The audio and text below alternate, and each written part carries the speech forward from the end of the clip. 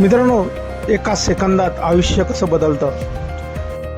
रस्त्यावरील वाळलेल्या झाडाची फांदी डोक्यावर कोसळल्याने एका दुचाकीस्वाराला गंभीर दुखापत होऊन तो थेट कोमात गेल्याची धक्कादायक घटना बंगळुरूमध्ये घडली आहे.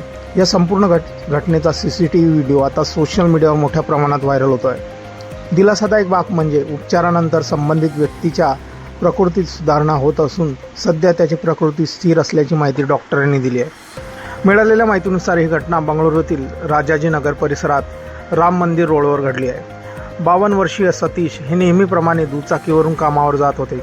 त्याचवेळी रस्त्याच्या कडेला असलेल्या झाडाचा सुकलेली फांदी अचानक तुटून पडून त्यांच्या थेट डोक्यावरच पडली.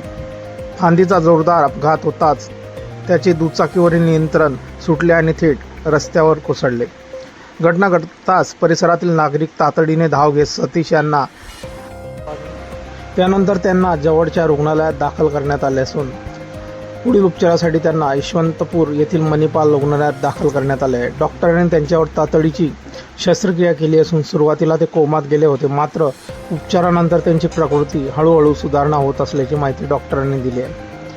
मित्रांनो, एका सेकंदात आयुष्याला कशी कलाटणी येऊ शकते याचा प्रत्यय आपल्याला या व्हिडिओवरून येतो आहे.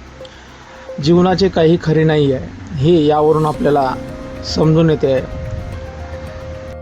कोणाचा आयुष्यात पुढच्या सेकंदाला काय होईल हे काही सांगता येत नाही.